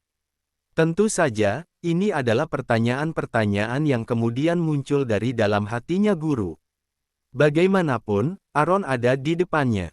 Dia tidak berani berpikir terlalu banyak supaya Aaron tidak memperoleh lebih banyak informasi. Di depan Aaron, guru itu mencibir dan berkata, "Tuan Aaron mungkin salah paham. Keluarga Wu selalu independen dan bekerja dengan sungguh-sungguh untuk istana. Kami tidak memiliki musuh yang kuat. Aku hanya ceroboh sesaat dan memberikan kesempatan kepada mereka untuk memanfaatkannya. Tidak ada yang perlu ditakutkan dari orang-orang seperti itu. Tuan Aaron, kamu sudah terlalu khawatir." Aaron tersenyum tipis, lalu berkata, "Kalau begitu, kembalilah untuk memulihkan diri. Segera pulih dari luka-lukamu dan tangkap penjahatnya secepat mungkin, lalu bawa ke pengadilan. Aku masih ada urusan, jadi pamit dulu." Setelah mengatakan itu, Aaron menghilang dari pandangannya. Tak lama kemudian, guru itu memalingkan wajah dan menatap mucikari dengan tatapan dingin. Dia memperingatkan, "Ke depannya, kamu tidak boleh berbicara terlalu banyak di depan Aaron. Singkirkan kebencianmu dan bersikap tenanglah, mengerti?" Ketika guru menjadi serius, itu agak menakutkan. Mucikari tidak berani mengabaikan kata-katanya. Dia berkata dengan sungguh-sungguh, "Ya, aku akan menurut." Namun, ada sesuatu yang tidak dapat dia pahami. Jadi, meskipun berisiko dihukum oleh guru, dia tetap harus bertanya, "Guru, kenapa kamu tidak mengambil kesempatan untuk membunuh Aaron sekarang?" Kesempatan yang begitu besar dilepaskan begitu saja. Bab 1487 justru sebaliknya. Tidak peduli seberapa kuat Aaron, dia hanya satu orang dan tidak bisa mengalahkan dua orang. Terlebih lagi, ada ratusan preman di rumah bordil Ziyin. Dia tidak percaya bahwa setelah semua preman diutus, mereka masih tidak dapat melakukan apapun terhadap Aaron. Guru itu memelototi mucikari dengan tatapan dingin dan mendengus dingin sambil berkata, "Kamu terlalu meremehkan Aaron. Jika Aaron begitu mudah untuk dihadapi, dia sudah mati ribuan kali." Tidak peduli seberapa kuat para preman dari rumah bordil Ziyin, mana mungkin mereka lebih kuat daripada pejuang murni dari kediaman Wei. Bahkan, Jason yang sakti pun gagal membunuh Aaron. Ratusan preman dari rumah bordil Ziyin ingin membunuh Aaron. Mereka terlalu melebih-lebihkan kemampuan mereka. Siapakah Aaron? Dia adalah tuan dari leluhur pedang. Jika dia tidak memiliki kualitas yang luar biasa, akankah leluhur pedang mengenalinya sebagai tuan? Ini sama sekali tidak perlu dipikirkan. Setelah dimarahi oleh guru seperti ini, mucikari itu menjadi sangat malu hingga tidak berani mendongak. "Guru benar, aku sangat bodoh." Melihat sikap tulus mucikari, sebagian besar amarah di hati guru itu lenyap. Nada suaranya akhirnya melunak ketika dia berkata, "Ingat, kamu harus berpikir dua kali sebelum bertindak di masa depan." Seharusnya dia lebih sering menggunakan otak. Apapun yang dikatakan guru harus ditaati. Mucikari itu segera menjawab, "Ya, aku akan menuruti guru." Guru itu berkata dengan tenang, "Oke, sibuklah dengan urusanmu." Mucikari memandang ke atap yang berantakan dengan tatapan pasrah, lalu berkata dengan lemah, "Iya." Kemudian, dia melompat ke bawah sambil memegangi dadanya yang kesakitan. Guru itu mengamati sekeliling dengan waspada dan memastikan tidak ada orang di sekitar sebelum turun. Melihat rumah bordil Ziyin yang hancur, guru itu juga merasa sedih. Namun, rasa sakit itu tidak sesakit luka di tubuhnya. Dia menyuruh orang mencarikan tabib untuk membalut lukanya, lalu kembali ke kediaman keluarga Wu. Berhubung terjadi hal besar di rumah bordil Ziyin, dia harus kembali dan memberitahu Goliat. Di kediaman keluarga Wu, Goliat sedang duduk di ruang kerja. Dia memegang sebuah buku di tangannya, tetapi perhatiannya tidak tertuju pada buku itu. Dia sangat marah, tetapi tidak punya tempat untuk melampiaskannya. Butuh banyak upaya untuk menemukan cara. Setelah menemukan satu cara untuk mendorong Aaron dan Kaisar ke titik kehancuran abadi, langkah terakhirnya malah dirusak oleh Aaron. Amarah ini tertahan di tenggorokan Goliat, tidak bisa dilampiaskan sama sekali. Ini benar-benar membuatnya kesal. Saat ini, terdengar suara ketukan di pintu. Goliat berkata dengan suara dingin, "Masuk." Pintu pun terbuka. Saat Goliat mengangkat kelopak matanya, tatapannya tertuju pada lengan tuannya yang terbungkus kain putih. Setelah beberapa lama, dia akhirnya bertanya, "Katakan, apa yang terjadi?" Berhubung takut ada yang menguping, guru itu mengambil beberapa langkah ke depan, mencondongkan tubuh ke telinga Goliat, dan membisikkan beberapa kata. Setelah mendengar kata-kata tuannya, Goliat gemetar dan matanya dipenuhi amarah yang luar biasa. Dia memukul meja dan berdiri. Ini sungguh keterlaluan. Goliat memiliki pemikiran yang sama dengan gurunya. Dia percaya bahwa orang yang bertarung dengan gurunya berkomplot dengan Aaron. Orang yang menyerang diam-diam pasti Aaron. Aaron ini sangat pandai berakting. Dia membuat drama seperti itu, lalu berpura-pura bingung. Aaron jelas sedang memperingatkan guru dan keluarga Wu secara terbuka. Sejak kapan Aaron memiliki hak mengajari orang-orang kediaman keluarga Wu untuk melakukan sesuatu? Ini sungguh tidak masuk akal. Dia bahkan pergi ke rumah bordil Ziyin untuk menimbulkan masalah. Bahkan, mengacaukan tempat usahanya. Dendam lama belum terbalaskan, tetapi dendam baru telah dibuat. Goliat menggertakkan gigi saking kesalnya. Berhubung tidak tahan, Goliat menunjukkan semua kebenciannya di wajahnya. Sementara itu, guru takut ada yang memata-matai sehingga secara diam-diam mengingatkannya dengan suara rendah, "Tuan muda, berhati-hatilah, takutnya ada yang memata-mataimu." Mendengar ini, Goliat menghela napas panjang dan menenangkan suasana hatinya. Setelah beberapa saat, Goliat merendahkan suaranya dan berkata, kamu memindahkan wanita tua itu kemana?" Wanita tua itu mengacu pada Ibu Suri. Kaisar telah sepenuhnya menyerah pada Ibu Suri. Leluhur pedang juga tidak peduli dengan hidup atau mati dari ibunya, tidak mungkin bagi Ibu Suri untuk membalikkan keadaan lagi. Goliat meminta guru mengatur seseorang untuk menyelamatkannya dari istana, hanya karena merasa dia masih cukup berguna. Setelah memanfaatkannya, Goliat akan mengusirnya. Lagi pula, Ibu Suri juga tidak tahu siapa orang yang menyelamatkannya. Sekarang, dia tidak memiliki nilai guna lagi. Kalau begitu, jangan salahkan Goliat yang membuangnya. Keluarga Wu tidak akan menghidupi orang yang tidak berguna, apalagi musuh. Bagaimanapun, putranya juga punya andil dalam memaksa Freddy Cho mati. Guru memahami maksud perkataan Goliat, yaitu mengusir Ibu Suri. Seseorang yang tidak memiliki nilai guna seharusnya dibuang di suatu tempat dan biarkan dia mengurus dirinya sendiri. Gurunya berkata, "Jangan khawatir, Tuan Muda. Aku akan mengatur masalah ini." Goliat berkata sambil mengangguk, "Oke." Guru itu selalu menangani segala sesuatunya dengan rapi sehingga Goliat bisa tenang. Namun, masalah Ibu Suri bukanlah masalah sepele. Demi tidak menimbulkan komplikasi, Goliat harus mengingatkannya, itu harus ditangani secara tuntas. Ibu Suri memang orang yang bahkan tidak bisa mengurus dirinya sendiri, jadi sangat mudah untuk menghadapinya. Namun, dia tidak takut sesuatu terjadi. Jika Ibu Suri menemukan sesuatu atau lolos dari kematian, itu akan menjadi masalah besar. Terus terang, Goliat bermaksud membunuh Ibu Suri untuk menghindari masalah di masa depan. Guru memahaminya sehingga menjawab, "Baik. Untuk menghindari masalah terjadi nanti, guru segera diam-diam memberi perintah kepada bawahan." Dia dan Goliat telah menjadi sasaran Aaron dan tidak pantas untuk menunjukkan diri. Aaron bisa saja sedang menatap guru itu dan Goliat dalam kegelapan sekarang dan menunggu mereka jatuh ke dalam perangkap.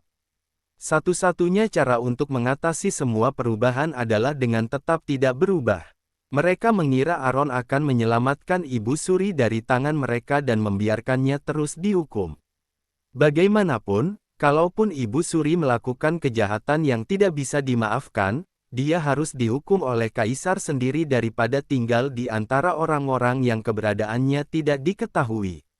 Namun, mereka tidak akan menduga bahwa Aaron dan kaisar memiliki pemikiran yang sangat berlawanan. Berita kematian Ibu Suri telah diumumkan. Peti matinya telah dibawa ke makam kekaisaran untuk dimakamkan. Ibu Suri adalah orang yang sudah mati di mata dunia. Aaron dan kaisar tentu saja tidak peduli dengan hidup atau matinya. Dengan kata lain, akan lebih baik dia mati di luar. Mereka justru bisa menghindari banyak masalah yang tidak perlu. Lagi pula, jika Ibu Suri dibawa kembali ke istana untuk dihukum, pasti akan ada orang yang melihatnya. Nantinya, pasti akan ada rumor yang beredar. Bukankah ini berarti kaisar menjebak dirinya sendiri? Sejak Ibu Suri memulai kudeta istana, ikatan ibu anak antara kaisar dan Ibu Suri telah hilang. Jika para menteri utama tidak berusaha sekuat tenaga untuk menghentikannya, kaisar pasti sudah lama membunuh Ibu Suri. Oleh karena itu, apakah dia hidup atau mati sekarang, kaisar sama sekali tidak peduli. Aaron bahkan tidak terlalu khawatir. Baik Goliat maupun guru, mereka tidak menyangka bahwa meskipun mereka berbicara dengan sangat pelan, Aaron yang bersembunyi di kegelapan tetap dapat mendengarnya. Mereka tidak tahu bahwa Aaron sebenarnya berjarak kurang dari 1 meter dari mereka. Kebetulan ada sekesel yang memblokirnya. Apalagi, telinga Aaron sangat sensitif. Dia bisa mendengar pada jarak 3 meter, apalagi 1 meter seperti ini. Senyuman bangga muncul di bibir Aaron. Bunuh saja wanita tua itu. Bagaimanapun, berita kematiannya telah diketahui semua orang di dunia. Dia juga telah menderita siksaan yang pantas dia terima. Membiarkannya mati lebih cepat adalah hadiah dari Aaron dan kaisar. Kaisar bisa dianggap telah membalas budi ibunya. Sekarang, kediaman keluarga Wu telah sepenuhnya berada di genggaman Aaron. Namun, apapun yang terjadi, Aron dan Kaisar tidak boleh mempermasalahkan masalah hilangnya Ibu Suri dan perkembangan situasinya. Bab 1488 Trik Mengadu Domba. Sebab, jika diselidiki, fakta kematian Ibu Suri harus dibatalkan. Itu akan sangat merugikan Kaisar. Oleh karena itu, hilangnya Ibu Suri harus diabaikan begitu saja. Namun, setelah Goliat melakukan ini, jika Aron dan Kaisar tidak bereaksi cepat dan menyadarinya tepat waktu, mereka pasti telah didorong ke garis depan oleh Goliat. Hanya masalah ini saja, Aron tidak akan pernah melepaskan Goliat begitu saja. Terlebih lagi, Goliat sangat membenci Aron dan Kaisar. Apabila satu langkah gagal, dia akan memikirkan langkah lain untuk menghadapinya. Jadi, Aron dan Goliat ditakdirkan untuk tidak hidup damai. Dalam hal ini, daripada dijebak oleh Goliat, lebih baik Aron menjebaknya. Aron terus menyeringai, "Goliat, tunggu saja hadiah besar yang kuberikan padamu." Setelah mencapai tujuannya, Aron tidak perlu terus menatap ke sini. Sosoknya berkelebat dan kembali ke kediaman keluarga Xiao. Waktu berlalu. Tanpa disadari, 2 hari telah berlalu. Kota Amura sangat tenang. Tidak ada berita baru dan kematian Ibu Suri lambat laun tidak disebutkan lagi. Kematian selalu menjadi topik yang berat. Ditambah dengan ketakutan naluriah masyarakat terhadap kematian, mereka tentu akan menghindari topik ini. Kematian tidak dapat diubah, tapi yang hidup harus tetap kuat. Hidup pada dasarnya sulit. Siapapun harus melakukan penyesuaian sendiri. Orang-orang membicarakan hal-hal menarik di masa lalu dengan gembira dan sengaja menutupi topik yang berat ini. Hidup berjalan seperti biasa. Adapun kediaman keluarga Wu, setelah guru memerintahkan Ibu Suri untuk dieksekusi, tidak ada pergerakan apa-apa lagi. Guru dan Goliat sama-sama tinggal di kediaman dengan damai. Mereka membaca atau bermain catur. Omong-omong, mereka sama-sama merasa aneh bahwa sejak pertarungan di rumah Bordil Ziyin, tidak ada seorang pun yang menyebabkan masalah pada kediaman keluarga Wu maupun rumah Bordil Ziyin lagi.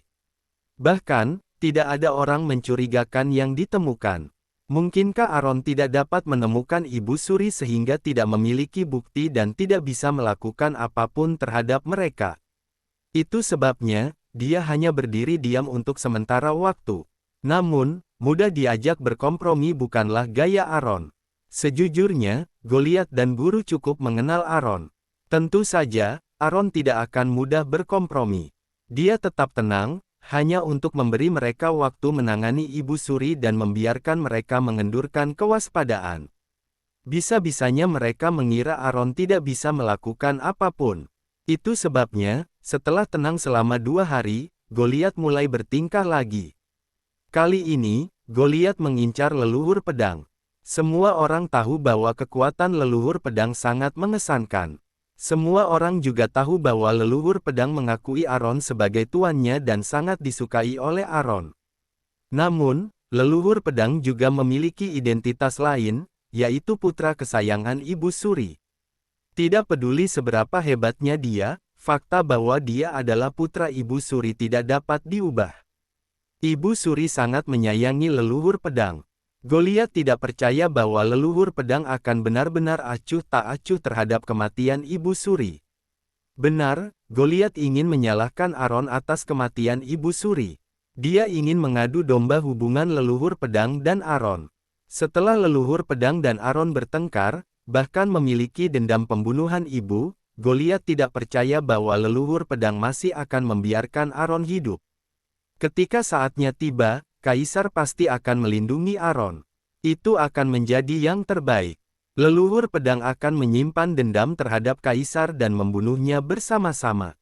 Ini adalah trik sekali merengkuh dayung, 2-3 pulau terlampaui. Goliat sudah mengetahui bahwa leluhur pedang sering muncul di pustaka King Yuan, jadi dia pergi ke pustaka King Yuan untuk menunggu leluhur pedang. Sejujurnya, ini adalah pertama kalinya Goliat melihat Yoki setelah dia menjadi seorang leluhur pedang. Dia hampir tidak mengenalinya. Manusia leluhur pedang bukan hanya jauh lebih tinggi dan lebih kuat dari sebelumnya, dia juga memancarkan aura dingin yang luar biasa. Bahkan, Sebelum mendekat, Goliat sudah ketakutan oleh aura dingin yang luar biasa di tubuh leluhur pedang. Dia ketakutan dan mundur. Sebelum mulai berurusan dengan leluhur pedang, Goliat sudah kehilangan nyalinya. Lantas, bagaimana dia bisa membuat perpecahan antara leluhur pedang dan Aron? Namun, memang hanya orang sekuat itu yang bisa melawan Aron. Maju atau tidak? Goliat bergumul dengan pertanyaan ini dalam pikirannya untuk waktu yang lama. Akhirnya, dia menggertakkan gigi dan memutuskan untuk mencobanya. Dia menahan napas, lalu menyemangati dirinya. Dia melangkah maju dengan ekspresi tenang di wajahnya. Saat ini, tidak ada seorang pun di sekitar leluhur pedang. Ini adalah waktu yang tepat bagi Goliat untuk memulai mengadu domba. Mendengar seseorang mendekat, leluhur pedang menoleh dan menatap Goliat dengan tatapan samar, tetapi tidak berkata apa-apa. Ketika Goliat melihat tatapan leluhur pedang, hatinya merasa dingin. Namun, karena sudah berada di sini, dia harus menahan diri dan terus maju. Goliat menunjukkan senyuman yang agak kaku dan menyapa leluhur pedang, "Salam kenal, leluhur pedang."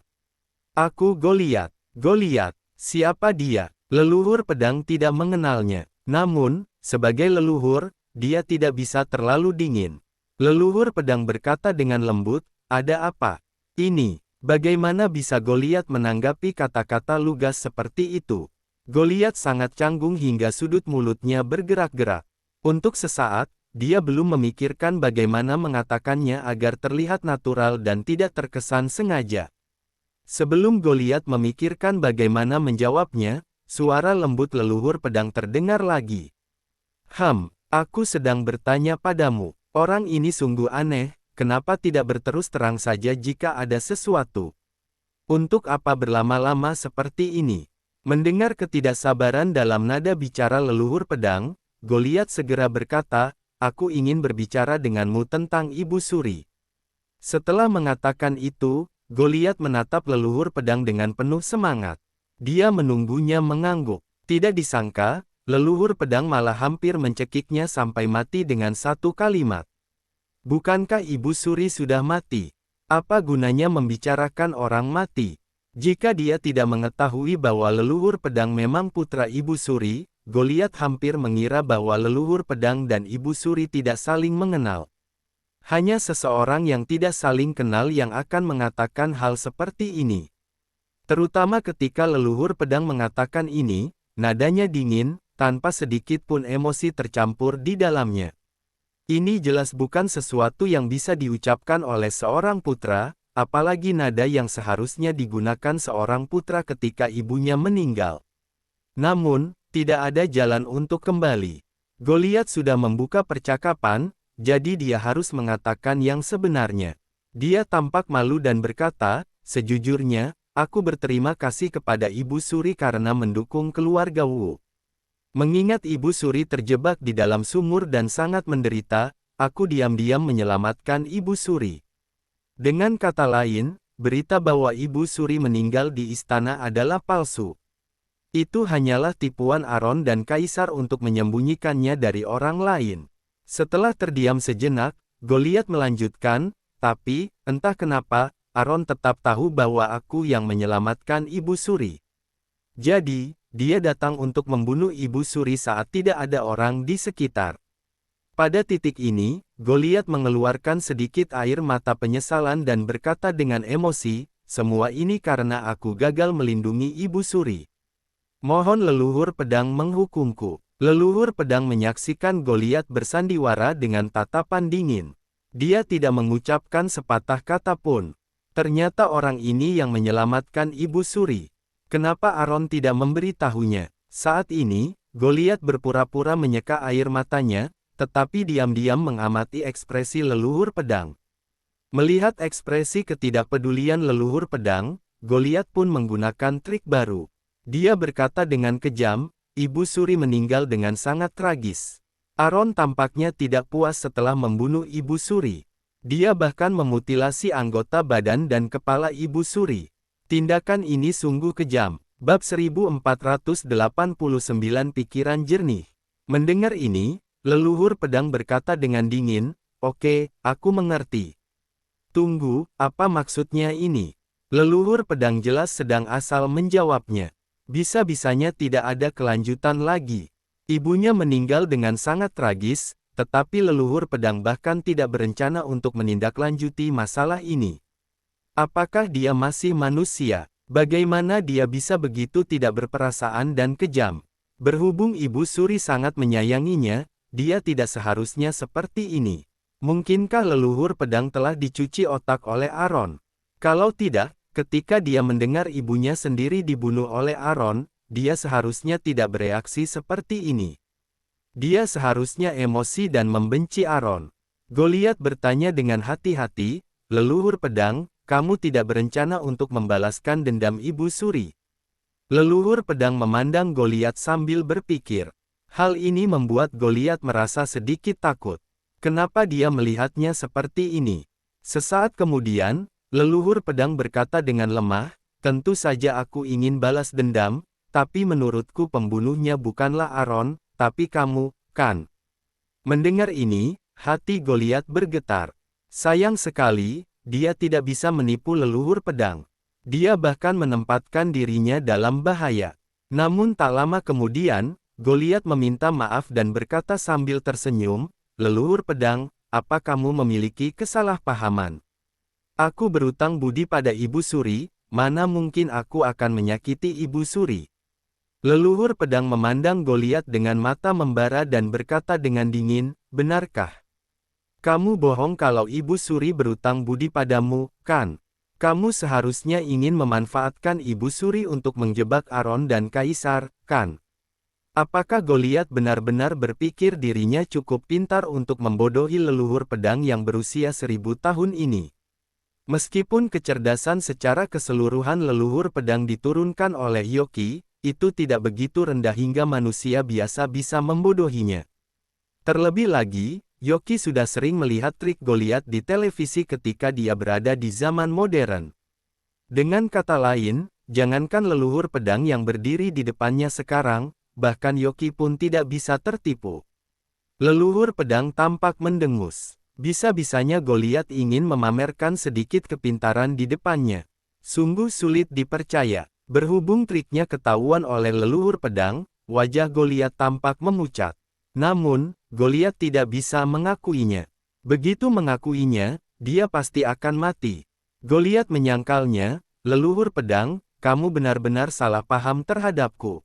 Kamu harus percaya, aku tidak akan pernah berani membunuh keluarga kekaisaran." Tidak masalah jika Goliat bersumpah. Lebih baik dia mati disambar petir daripada mati di tangan leluhur pedang atau Aron. Itu sebabnya, Goliat mengangkat tangannya. Dia meluruskan kelima jarinya dan siap bersumpah demi Tuhan. Trik menyumpah seperti ini sudah lama basi. Leluhur pedang tidak memiliki kesabaran untuk mendengarkan sumpah serapahnya yang tidak masuk akal di sini. Dia berkata dengan dingin, "Tidak perlu bersumpah, aku sarankan kamu sebaiknya bersikap baik. Jangan berpikir untuk mencelakai orang lain sepanjang hari. Apa hubungan kematian Freddy Cho dengan Aron? Dialah yang mencari mati, sendiri. Dia yang selalu membuat masalah untuk Aron. Aron sudah sangat baik karena tidak mencari masalah di kediaman keluarga Wu. Goliat justru sebaliknya. Dia malah menyalahkan Aron dan Kaisar atas kematian Freddy Cho. Kalaupun Aron tidak memberi tahu leluhur pedang tentang masalah Freddy Cho, berdasarkan kecerdasan leluhur pedang, dia masih mampu menebak apa yang dipikirkan Goliat hanya karena tindakannya yang menyerang Aron tadi. Namun, Goliat memang cukup hebat. Dia masih bisa berpikir jernih saat menghadapi leluhur pedang sehingga leluhur pedang tidak bisa mendeteksi pikiran lain di dalam hatinya. Sangat disayangkan dia bertemu dengan leluhur pedang. Leluhur pedang telah ada selama ribuan tahun. Bagaimana mungkin pikiran dan pemahamannya tentang sifat manusia dapat ditandingi oleh seorang pemula seperti Goliat? Orang seperti Goliat adalah tipikal orang yang pandai, tetapi disesatkan oleh kepintarannya sendiri. Mentang-mentang agak pintar, dia malah ingin memanfaatkan leluhur pedang.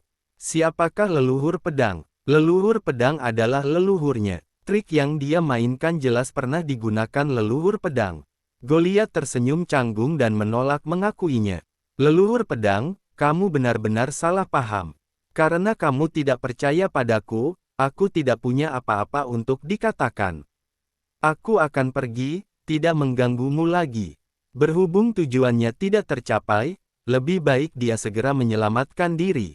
Jika tidak pergi sekarang, saat niat membunuh leluhur pedang muncul, sudah terlambat baginya untuk pergi. Jadi, Goliat berbalik dan lari.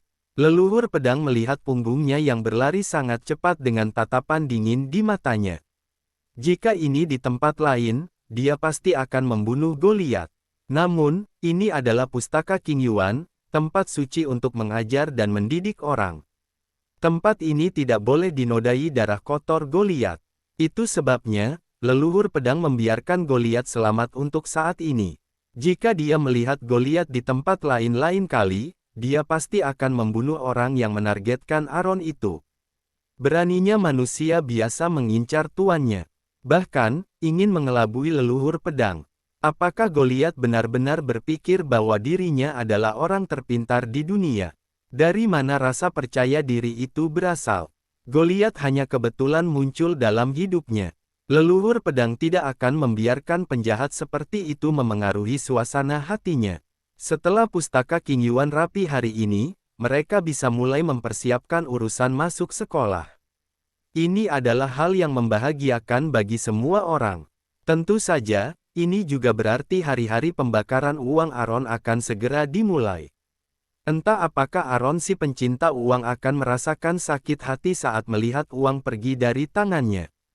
Kunjungan leluhur pedang ke pustaka King Yuan hanyalah formalitas. Sebenarnya, tidak ada hubungannya dengan dia. Oleh karena itu, setelah berkeliling, dia membawa Sharon kembali ke kediaman keluarga Xiao.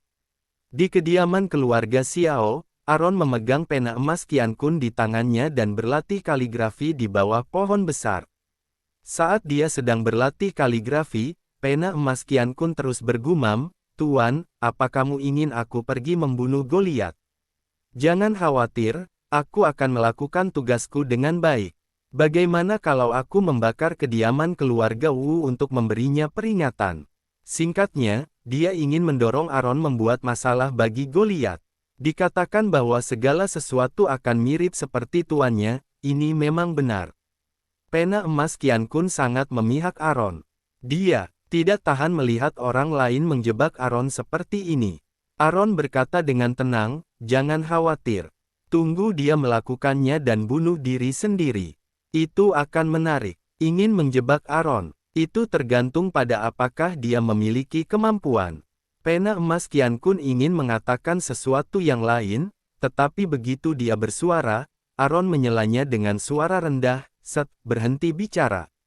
Ada yang kembali." Benar saja, begitu Aron selesai berbicara, sosok leluhur pedang dan Sharon muncul di halaman. Aron meletakkan pena emas Qiankun. Dia mendongak dan memandang mereka sambil bertanya, "Kenapa kembali sepagi ini?" Sharon menatap leluhur pedang sambil berkata, "Tidak apa-apa. Aku kembali karena disuruh leluhur pedang." Leluhur pedang berkata dengan suara lembut, "Aron, coba tebak siapa yang kutemui di pustaka King Yuan." Melihat ekspresi misterius di wajah leluhur pedang, Aron tidak ingin membuatnya kecewa.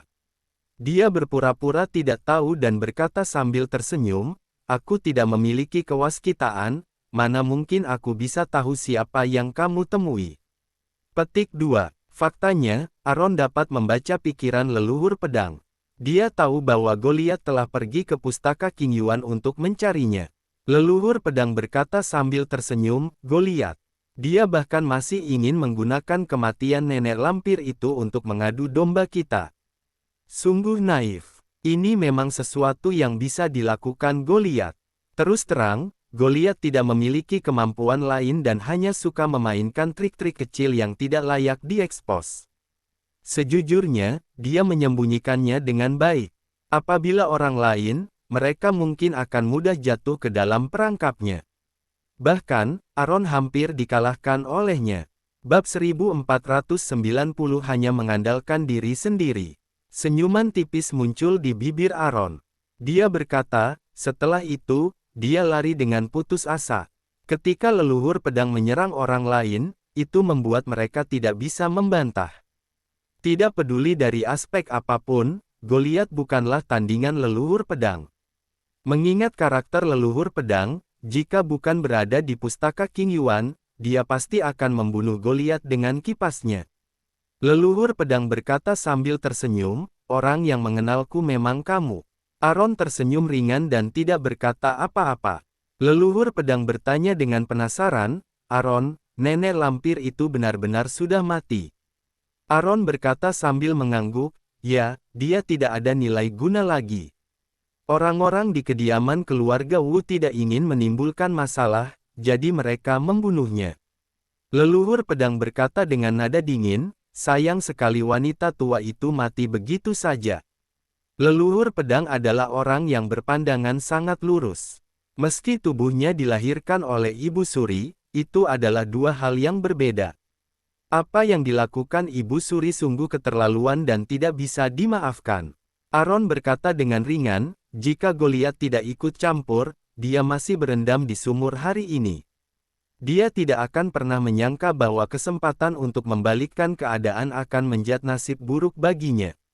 Dia memiliki kartu truf yang bagus, tapi malah dihancurkannya menjadi berkeping-keping. Dia memang harus menanggung akibatnya. Alasan dia sampai pada titik ini adalah karena dia terlalu serakah. Bukannya menjadi Ibu Suri yang baik, dia malah melakukan tindakan di luar batasnya dan memicu kudeta di istana. Dia sungguh diuntungkan karena mati begitu saja. Namun, karena situasi berkembang seperti ini, hanya kematiannya yang bisa menyelamatkan Aaron dan Kaisar. Itu bisa dianggap sebagai nilai terakhirnya. Leluhur pedang dan Sharon mengangguk sambil berpikir. Tanpa basa-basi lagi, leluhur pedang mengubah topik. Aaron, segala sesuatu di pustaka King Yuan telah diatur. Kita dapat memilih hari yang baik untuk mulai sekolah. Di zaman modern, tanggal 1 September adalah hari pertama masuk sekolah, tetapi sekarang masih jauh dari tanggal itu sehingga mereka harus memilih hari lain untuk memulai tahun ajaran baru. Ini bisa diatur dengan mudah. Mereka adalah generasi muda yang hidup di era baru. Begitu semua orang berkumpul, mereka bisa mulai sekolah. Lagi pula, zaman kuno tidak seperti zaman sekarang yang memerlukan peningkatan terus-menerus. Murid pada zaman dahulu sangat sadar akan pelajarannya. Meski sekolah tidak dimulai, itu tidak akan menunda studinya. Itu sebabnya, sekolah bisa dibuka kembali ketika Hira kembali. Hira telah menerima surat pemanggilan kembali Aaron 2 hari sebelumnya. Dia membawa Dalen dan saudaranya untuk mengikuti ujian pegawai negeri. Setelah berada di sana begitu lama, kedua bersaudara itu seharusnya telah mempelajari semua yang perlu mereka pelajari. Sekarang, Hira hanya mengkhawatirkan keselamatan mereka. Jadi, sebelum kembali ke kota Amura, dia memanggil Derry untuk berada di sisi Dalen dan saudaranya agar mereka tetap aman. Aaron juga memperkirakan bahwa Hira telah membuat pengaturan, jadi dia memerintahkan Snow untuk membawa Hira kembali. Dalam 2 hari ini, Hira seharusnya bisa kembali ke kota Amura.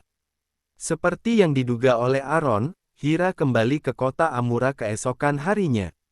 Begitu dia kembali ke kota Amura, sebelum Hira bahkan sempat istirahat, dia langsung mengutus orang ke kediaman keluarga Xiao untuk menanyakan kapan Aaron akan membuka sekolah. Sekarang, Hira telah kembali. Aaron memutuskan untuk membiarkannya beristirahat selama 2 hari, lalu memulai sekolah. Itu sebabnya, sekolah dijadwalkan akan dibuka lusa. Begitu berita ini tersebar, seluruh kota Amura langsung heboh. Momen yang mereka tunggu-tunggu akhirnya tiba. Keberagaman pengajaran di pustaka King Yuan tentu membuat mereka penasaran.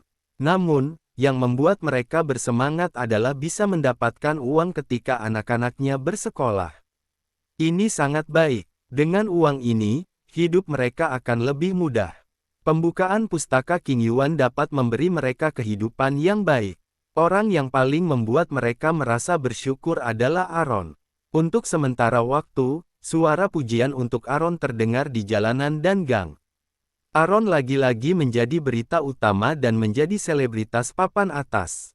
Siapapun yang memberi manfaat bagi rakyat akan dipuji. Kota Amura tenggelam dalam kegembiraan awal sekolah. Kota Yolsa di wilayah barat. Sang Suci baru saja meluapkan emosinya. Orang-orang di penginapan Sirine sangat ketakutan hingga menundukkan kepala dan tidak berani memandang Sang Suci. Sebaliknya, Taylor berlutut di depan Sang Suci dan mengakui kesalahannya dengan ketakutan. Ketua pertama, aku tidak kompeten dan gagal menyelesaikan misi. Harap menghukumku. Meski berkata demikian, Taylor sebenarnya berharap Sang Suci tidak menghukumnya. Amarah Sang Suci bukanlah lelucon. Begitu menghukum seseorang, orang itu pasti akan disiksa habis-habisan, meski tidak mati. Saat ini, Sang Suci sedang duduk di penginapan Sirine. Dia secara pribadi mengawasi pekerjaan pengumpulan makanan. Namun, mereka tidak tahu bahwa setelah mata-mata Dragen menemukan jejak Sang Suci, dia mengikuti perintah Dragen dan menyuruh semua karavan pengangkut biji-bijian yang melewati kota Yolsa mengubah rute. Mereka menghalangi cara Sang Suci merampok makanan. Itu sebabnya, setelah beberapa hari, Sang Suci tidak menghasilkan makanan apapun. Sementara itu, karena ada begitu banyak pasukan pejuang murni, makanan tidak bisa bertahan lama. Jadi, masalah persiapan makanan sangat mendesak. Kota Yolsa benar-benar tidak bisa menghasilkan makanan. Tidak mungkin Sang Suci itu terus menghabiskan waktu di sini. Di Gunung Kunlun, entah kenapa Tetua Matsu menolak permintaan Sang Suci dan tidak mau membantunya. Berhubung tidak berdaya, Sang Suci hanya bisa mengandalkan dirinya sendiri. Setelah mempertimbangkan situasinya, dia memikirkan cara lain. Lantaran tidak bisa menanam makanan di kota Yolsa, dia akan membelinya di tempat lain. Sang Suci itu menatap tajam ke arah Taylor yang sedang berlutut di tanah, lalu menendangnya dengan penuh kebencian. Dasar tidak berguna, jika tidak bisa merebutnya, apakah dia tidak bisa memikirkan cara lain? Sejujurnya, Taylor hanya memiliki paras yang bagus, tetapi otaknya tidak sebaik Ross. Sebelumnya, ketika Ross yang bertanggung jawab, dia mengelola penginapan Sirine dengan sangat baik, memperoleh penghasilan tinggi, dan dapat menyelesaikan tugas yang diberikan oleh Sang Suci dengan sangat baik. Namun, entah kenapa Ross tiba-tiba menghilang. Tak seorang pun di gerbang miksi yang tahu apakah Ross masih hidup atau mati. Taylor kesakitan, tetapi dia tidak berani mengerang dan berlutut dengan rendah hati. Amarah di hati Sang Suci itu belum mereda. Kemudian, dia menendang Taylor dengan keras. Pria tua jahat ini tidak tahu bagaimana menunjukkan belas kasihan sama sekali. Orang-orang di sebelahnya tidak berani berbicara. Mereka hanya bisa menonton dalam diam. Lagi pula, siapa yang berani menyinggung Sang Suci? Baru setelah Taylor ditendang hingga tidak bisa bangkit, Sang Suci baru menjadi tenang.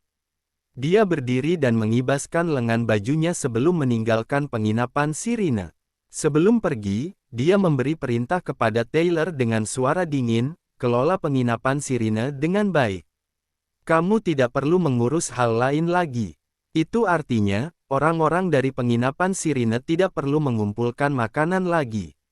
Para pecundang ini sama sekali tidak bisa diharapkan. Setelah Sang Suci pergi, semua orang di penginapan Sirine menghela napas lega. Udara bahkan langsung terasa manis. Selama Sang Suci ada di sini, mereka semua hidup dalam depresi dan kepanikan, bahkan ketika tidur, mereka bisa memimpikannya Sang Suci yang sedang marah. Semua orang melangkah maju untuk membantu Taylor berdiri. Sebagai penanggung jawab, dia benar-benar malang.